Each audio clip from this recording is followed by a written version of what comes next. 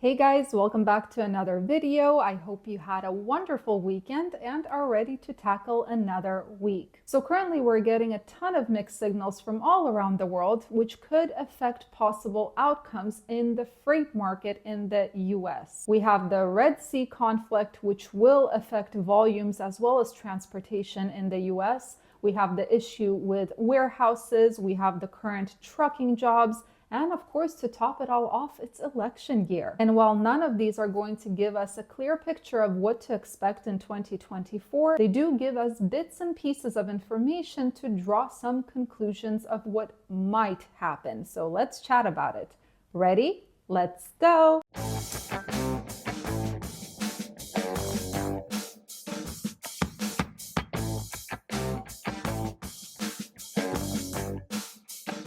So first and foremost, we have this Red Sea conflict. And according to the Council of Foreign Relations, I quote, since mid-November of 2023, the Yemen-based Iran-backed rebel group has attacked dozens of commercial ships in the Red Sea with no signs of slowing down. Now, if you are an ocean carrier trying to get to the Atlantic Ocean from Asia, for example, what you would usually do is you would go through the Red Sea, and I'm actually going to attach a drawing here.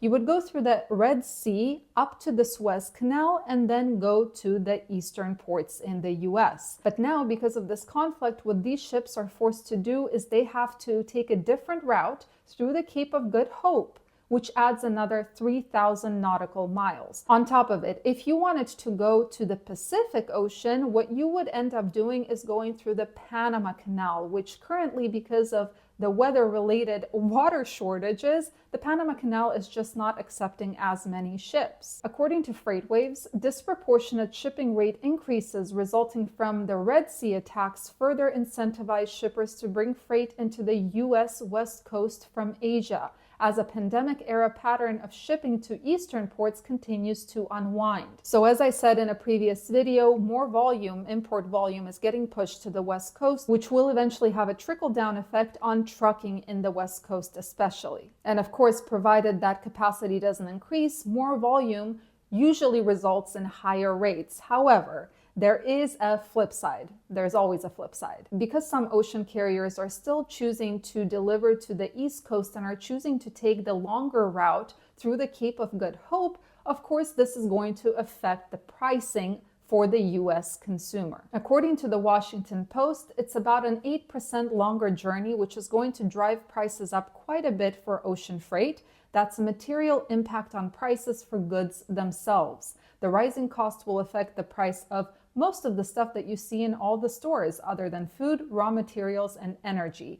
And of course, if US consumers have to deal with inflation plus higher costs for stuff that they want to buy, yeah, the demand is not going to be where we need it to be to see a quick freight recovery. Now, for a brief moment, let's turn our attention to domestic issues, and that's warehouses. According to the Wall Street Journal, more warehouse space is sitting empty across the US than at any time since the pandemic. The average warehouse vacancy rate across the US jumped to 5.2% in the fourth quarter of 2023, from 4.6% the previous quarter and 3.1% a year earlier. Why is this important? Well, because it gives us a pretty clear idea of what is happening with the demand side of the supply and demand equation. Back in 2020, where the demand for goods surged like crazy and everyone was running out of toilet paper, I quote, developers rushed to the red hot market, building more than 2 billion square feet of additional storage and distribution space in 4 years.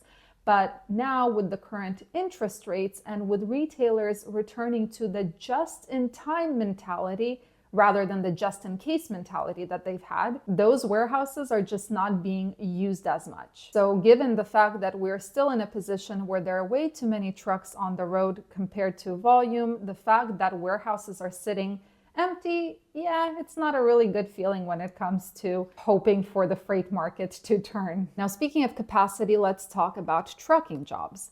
Whenever I talk about data relating to how many authorities we lost, how many MC numbers we lost, I almost always get a question or more of a statement saying that Well, if these carriers are closing down their doors, aren't they just getting reabsorbed by other carriers? So a carrier turns into a leased on owner operator or a company driver. The answer to this is not according to the data, or at least not as much as we think. So according to the Journal of Commerce, I quote, "For-hire U.S. trucking companies ended 2023 with fewer employees than when the year started, something that has only happened once, the pandemic year of 2020, in the past decade, according to data released Friday by the U.S. Bureau of Labor Statistics.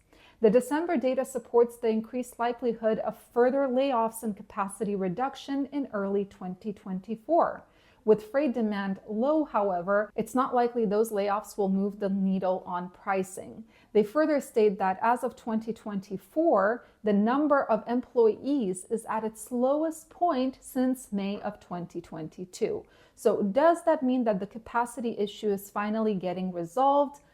Yes, but extremely slowly. See, volumes are just not high enough to support the current amount of trucks, even though the job numbers and the authority numbers are showing that capacity is decreasing. However, the Journal of Commerce does say that as freight demand starts picking up in the second half of 2024 as well as 2025, shippers should start planning for the fact that it's going to be more difficult for them to find capacity to move their goods. I wish I could tell you guys exactly what's going to happen in 2024. Hell, it would make my life much easier, but unfortunately there are so many mixed factors that are affecting the possible outcomes in the freight industry that it's impossible to tell. To top it off, it's election year, where many are bracing for what the outcome of the election will be, which means that people are not really making any sudden movements at the moment. Some of you guys argue that election year is a bad time because of this, while others argue that during the election year, the current government is doing anything they can